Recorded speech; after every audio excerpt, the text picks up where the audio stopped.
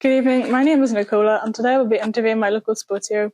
Cathy, thank you for taking your time out of your busy schedule to do this Sport and Hero programme for my peer leadership programme. Just to start off, what was your childhood like and where did you grow up?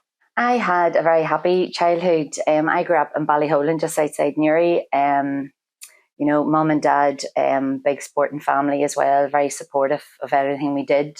Very happy childhood. Got involved with everything. Lived in the town and then moved up to Ballyholland at a young age. But all good, very happy. And mum and dad did everything for us, so they could do everything for us. So we did everything as well. What school did you attend, and what was your school life like for you? Well, primary school, I didn't go to my local primary school in Ballyholland. I went to St Clair's down in the town, and Shane went to the Abbey, my brother. So we were kind of the wee townies coming up into Ballyholland. So didn't attend the local primary school in Ballyholland like all my friends and Shane's friends would have done. But great school, St Clair's, loved it. Loved my 7 years there. Had friends in the town, and then obviously I had my friends up in Ballyholland. But loved it, and then moved on to Sacred Heart.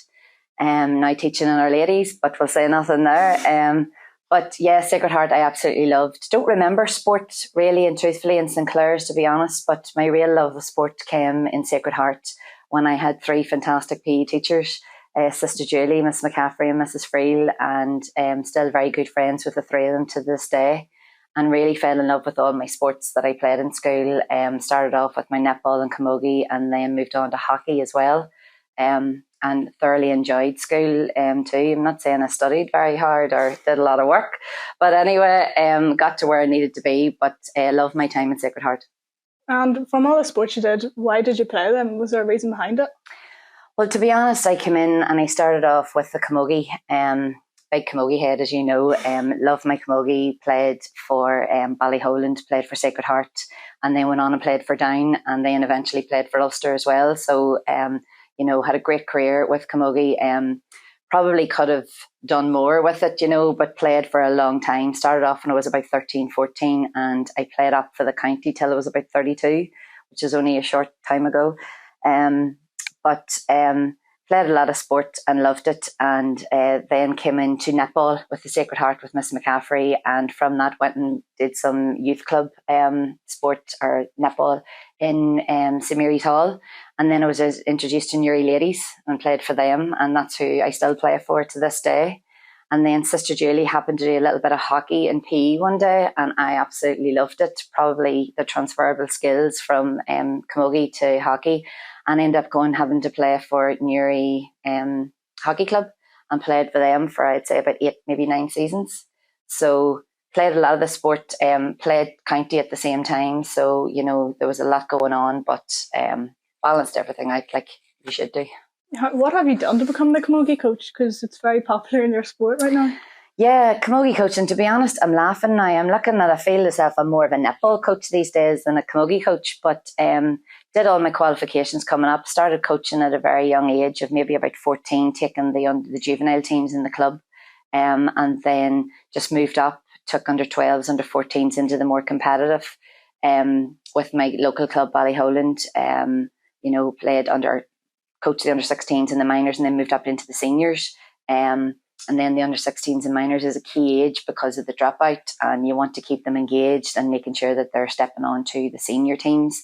But my qualifications was your foundation, moving on to your level 1, and then was asked to become a tutor for camogie, but didn't really want to go into the coaching end that much. Just really enjoyed the school camogie as well.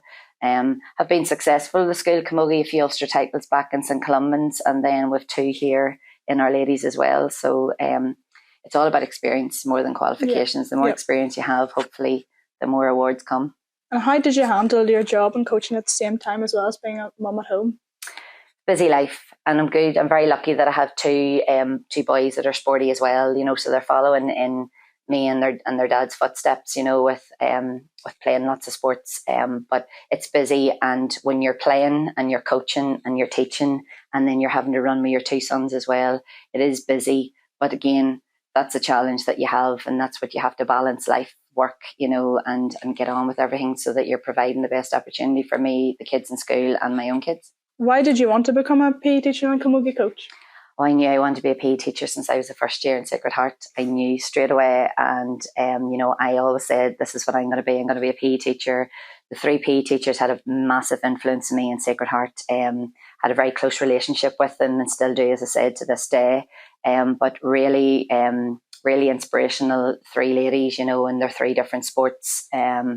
And followed the footsteps along the way. I have to say it wasn't an easy journey and it wasn't an easy pathway, but got there, did my A levels, and then went on to do a degree and then my PGCE.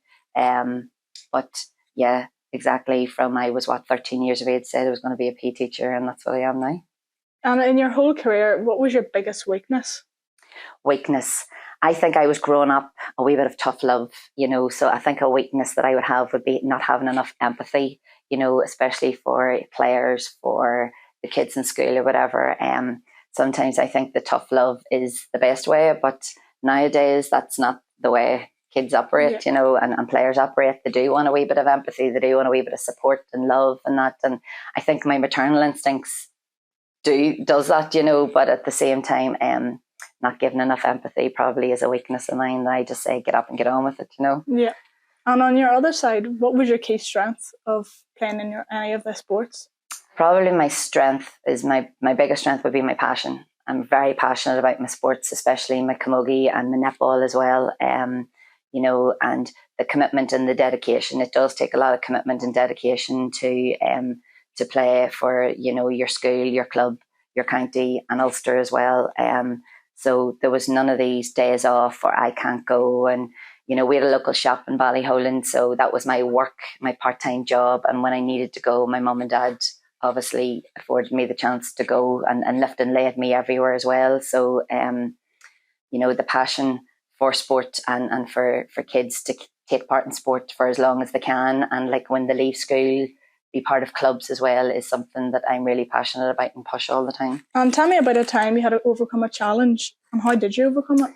Well, you face challenges all the time, your whole life. But one that I'll probably think about the most, and probably you'll relate to, Nikola, is, that balance of still playing sport when you're studying, and it's probably a long time ago for me now, but having that challenge of, I think a lot of players say to me now, I can't come to training, I have coursework to hand in tomorrow, or I have an exam, or, I have a part-time job. And I know everybody wants a couple of pounds and they want the part-time jobs, but playing sport alongside your studies is so important for me, because it gives you such a balance. It gives you, that time to offload of the pressures of work and coursework and, like coming out and freeing the head up, putting the mind, just coming out and, just have an outlet, sometimes like I know for coming out with me, sometimes I can be quite angry and then I have to release it in camogie, and that was a really good release for me. And I think that's important,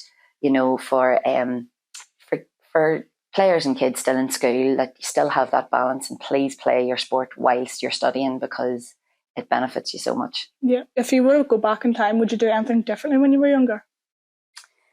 Doing differently, I look at now and everybody does a lot of traveling. I didn't do that much traveling for my the year after I did my A levels and probably my 3 years in college. I didn't do any traveling. I stayed home to play for Down Camogie because we got to 4 Ireland finals in a row and we were beaten 3 and won the very last one. And it's great to say that I have my All-Ireland medal at intermediate level, and then I went on ahead and played senior camogie, which Down is playing now. Way back then, it was really unheard of. And, I'm very proud that I have that. But at the same time, I look back and I think of all those missed opportunities I had in traveling and seeing the world and seeing different cultures and trying out, maybe playing my sport in America or going to Australia. So that's probably a regret that I have way back then. But at the same time, it just shows the passion that I had for my sport and to stay there, and give all and not take off to America, Australia, that everybody does now. But don't get me wrong, I don't blame everybody going. My advice to everybody now is do go and see the world, because sport will always be here. Home will always be here as well, so live your best life, as I say. What would you see yourself in 5 years' time? 5 years' time, I'd be thinking to myself, right, am I starting to wind down or what am I going to do? 5 years' time, I'll be probably 25, 30 years teaching. So, it's winding down probably, but still giving as much as I can back into my clubs for Newry Ladies Netball and for Ballyholland Camogie. And if I still can, be about helping out with our ladies at the minute.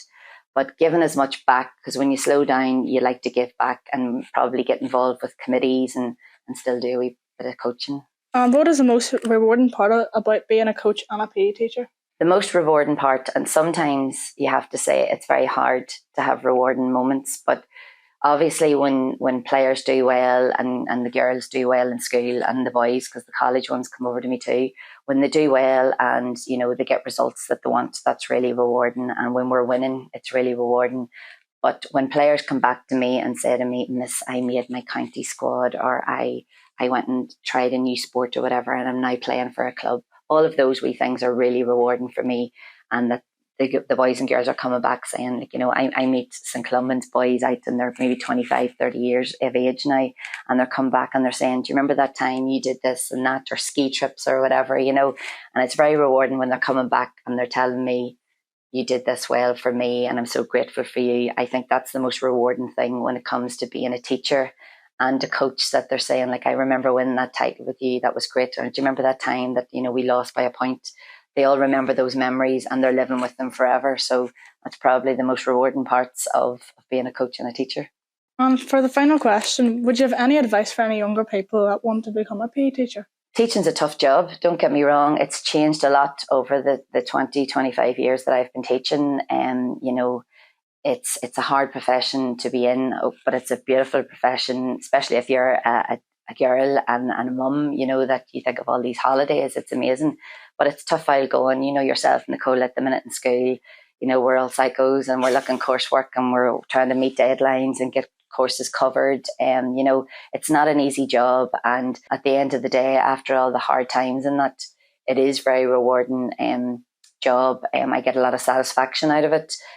Sometimes I think, right, I'm getting older and I don't have as much tolerance anymore, but the passion's always still going to be there. And I would definitely advise anybody. And I look at different pathways and I think maybe not go down the 4-year route for, becoming a teacher, possibly go and do your degree and then spend a year and do a PGCE, and there's different pathways to get there. And there's a lot of pathways to get there. You don't have just to go to college. You can do different courses left, right and centre, and you still get to your destination of possibly being a teacher or whatever it is you want to do.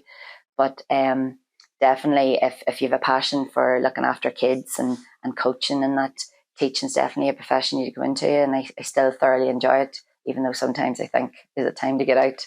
But it's a lovely job and a rewarding job to be in. So I advise anybody who's looking into the profession of education to get involved. Thank you so much for taking your time out and for completing my interview to help me complete my leadership programme. Thank you very much. Thank you. All right, Nikola.